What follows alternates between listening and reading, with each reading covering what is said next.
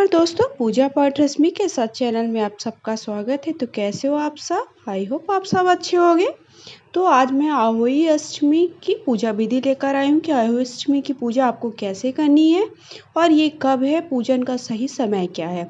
तो ये व्रत कार्तिक मास के शुक्ल पक्ष की अष्टमी तिथि को व्रत रखा जाता है। इस दिन माता अपनी संतान की लंबी आयु और उज्जवल भविष्य के लिए व्रत रखती है। इस साल आहोई अष्टमी का व्रत 17 अक्टूबर 2022 को रखा जाएगा।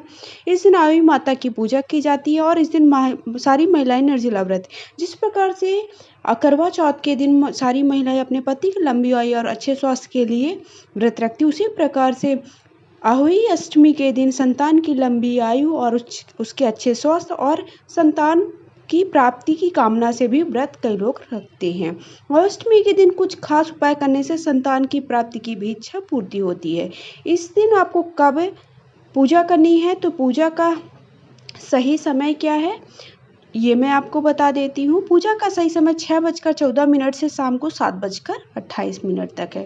अब मैं आपको पूजा कैसे करनी है वो बताने वाली। सबसे पहले आपको एक पटा या चौकी ले लेना है, या फिर आप ऐसे ही जहाँ पर आप पूजा करते हैं वहाँ पर भी आप ऐसे शुद्ध करके वहाँ पर, और या फिर साफ सफाई करके आप ऐसे ही माता की आहोई माता की पहले उनको थोड़ा सा गेहूँ या चावल कोई भी अनाज से उनको सिंहासन दे दीजिए। उसके बाद आप पटा, फिर उसके बाद आप आहोई माता की फ़ोटो हो या फिर पोस्टर हो या फिर उनकी मूर्ति हो वो आपको रख देना है। उसके बाद यहाँ पर 2 घड़ की व्यवस्था, 2 घड़ रखे जाते हैं। तो एक आप तांबे या पीतल का रख सकते हैं या फिर स्टील का भी लोटा रख सकते हैं, या फिर दोनों मिट्टी के घड़े रख सकते हैं। कई लोग क्या करते हैं कि जो करवा चौथ के दोनों कलश का प्रयोग किया जाता है, जो करवे का प्रयोग किया जाता है वही करवे रखते हैं। और कई जगहों पर दोनों करवों में क्या किया जाता है कि जल भर दिया जाता है।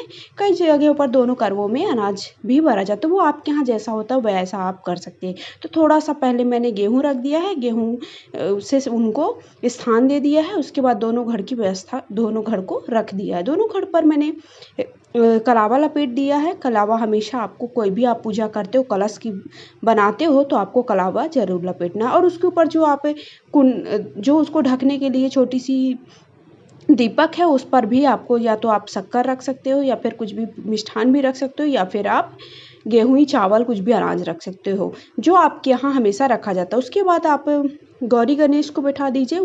अगर आपके पास गौरी गणेश नहीं है तो आप, मैंने हमेशा आपको बताया है कि आप सुपारी का भी प्रयोग कर सकते हो। उसके बाद मैंने दीपक रख दिया है। दीपक के लिए भी मैंने यहाँ पर आप अष्टदल कमल बना सकते हो या फिर ऐसे ही अक्षत या फिर गेहूँ रख करके दीपक बना दीजिए। उसके बाद थोड़ा सा मैंने अलग से गेहूँ लिया है, उस पर कुछ दक्षिणा चढ़ा दी है। ये आप अपने घर के किसी भी बुजुर्ग को दे सकते हो, बुजुर्ग महिला को दे सकते हो, या फिर आप पंडित को भी दान में दे सकते हो, या फिर कोई ऐसा है जो आप, जिसको लगता है कि आप दान दे सकते हो तो उसे दे दीजिए। एक छोटे से अलग से लोटा लेना है, उस पर जल रखना है। जल पर आपको 7 टिक्की लगा देनी है इस तरह से।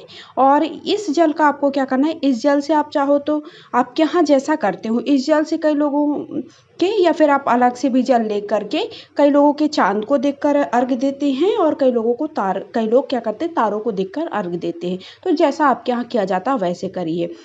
जो आपके यहाँ किया जाए आप अपने बड़े बुजुर्गों से पूछ लीजिए, उस तरह से आपको पूजा करनी चाहिए। ऐसा नहीं कि आपने किसी का कुछ देखा किसी के हिसाब से करना है, ऐसा कुछ नहीं होता। उसके बाद मैं कलश पे, और जो मैंने अलग से जो अर्घ देने के लिए जल रखा है उस लोटे पर मैंने स्वास्तिक बना लिया है, या फिर आप ऐसे ही भगवान सिंदूर की या टिक्की रख सकते हो। मैंने स्वास्तिक बना लिया है। कोई भी पूजा करते हैं तो हम कलश की जब स्थापना करते हैं, कलश बनाते हैं तो हम स्वास्तिक बना देते हैं, वो बहुत ही शुभ माना जाता है।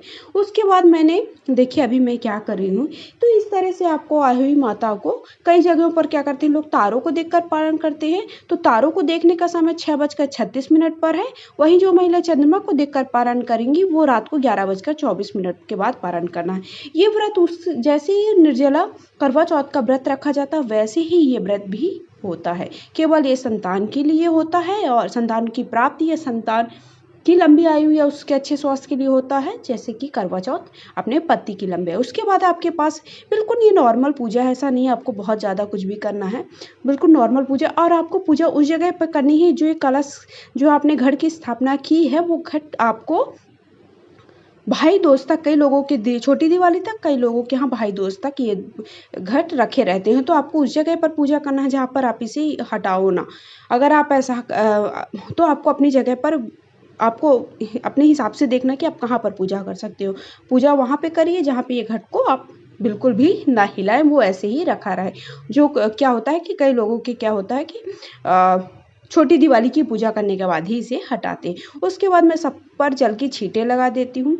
जो मैंने कलश की स्थापना, जो कलश बनाया है, जो मैंने दीपक रखा है, और आप ये आपके यहाँ दीपक रखते हैं तो आप दीपक रखें, नहीं रखते हैं तो आप केवल माता की फ़ोटो और घट की स्थापना बस कर सकते, घट बस रख सकते हैं और गणेश जी रख सकते हैं।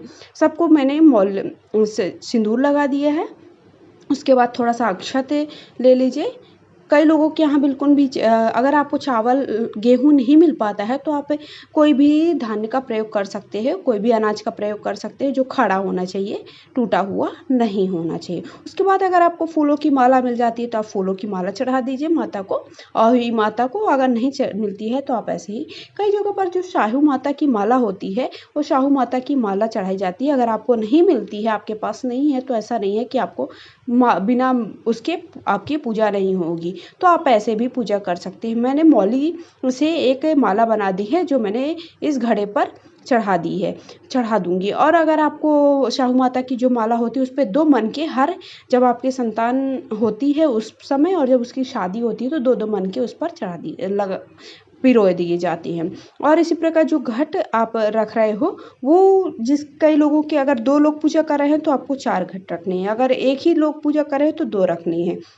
उसके बाद मैंने पुए और ये गुड़ की पूड़ियाँ, और ये हमारे यहाँ इसे गुलगुले बोलते हैं, इसका भोग लगाते हैं। कई लोगों के यहाँ दूध भात का भोग लगाते हैं, जो आपके यहाँ लगाए। कोई भी हरा फल ले लीजिए, जो भी आपकी मौसमी फल मिल जाए। उसके बाद आई हुई माता को आपको इस तरह से कुछ जो भी आपने पकवान बनाए हैं वो सब और सुहाग की सामग्री चढ़ा देनी, जो आपको अपनी सास को देकर उनसे आशीर्वाद प्राप्त कर लेना है। उसके बाद आपको 7 गेहूं के दाने लेना है और कथा सुननी है माता की, जो कि आपको फोटो के नीचे मिल जाएगी। तो इस तरह से आपको व्रत करना है।